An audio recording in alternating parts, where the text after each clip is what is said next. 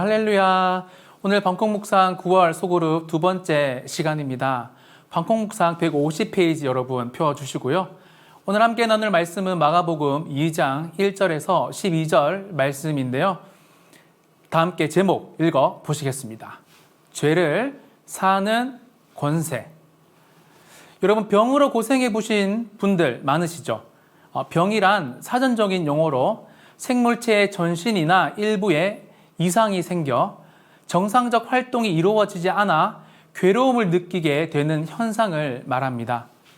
우리가 예수님을 믿고 일어나는 병의 치유도 참 감사한 일이죠.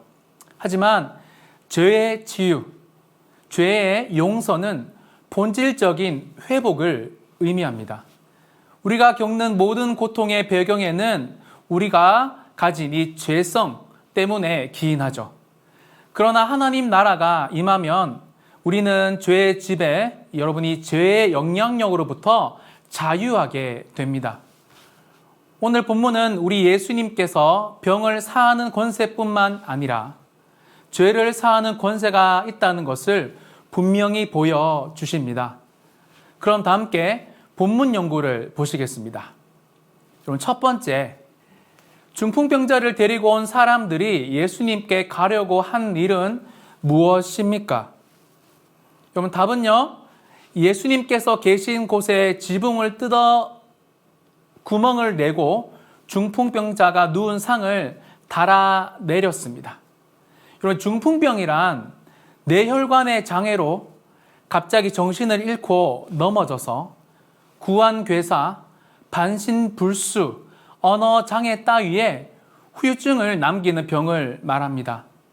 학자들마다 좀 다르지만 이 중풍병자를 옮긴 사람들이 가족이다, 친구다, 심지어 종들로 보는 사람들도 있어요.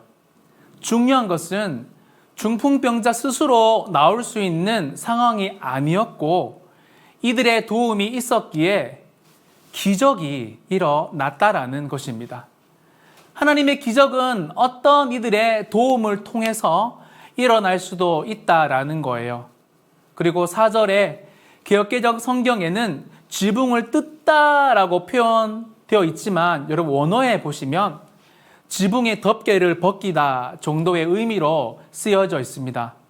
그리고 중풍병자를 데리고 온 사람들은 구멍을 내고 중풍병자가 누운 상을 달아 내렸죠.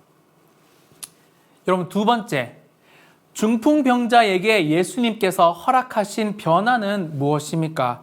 5절에 나오는데요. 죄사함을 허락하셨습니다.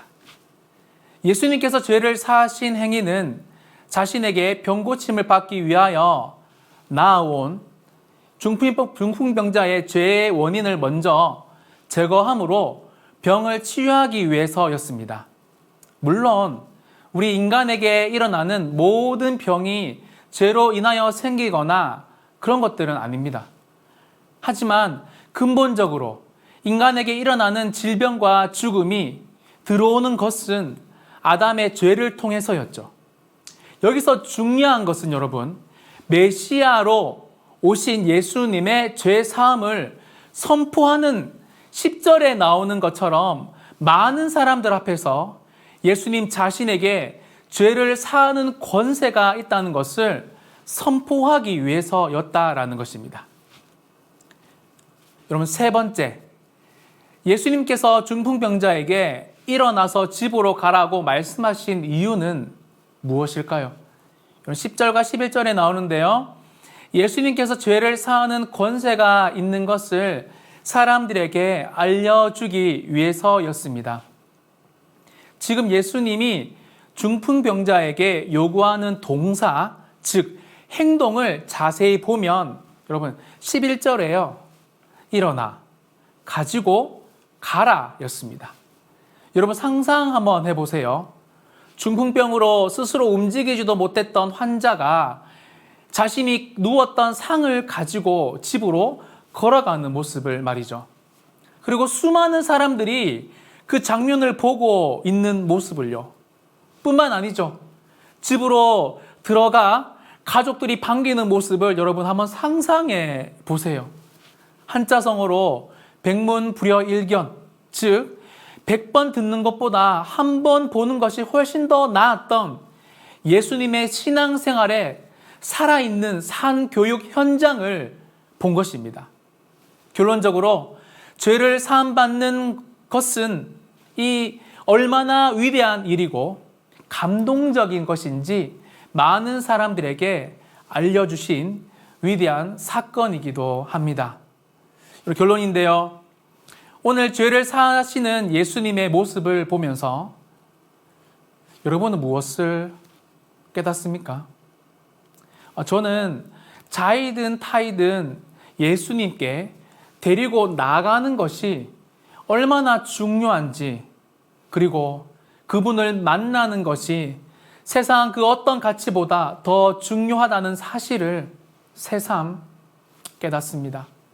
이번 한 주 저와 여러분도 예수님께 더 가까이 나아가 죄의 문제를 꼭 해결받으시고, 특별히 아직까지 예수님을 알지 못하는 사람들을 예수님 앞으로 데리고 나오시는 복된 한 주가 되시기를 소망합니다.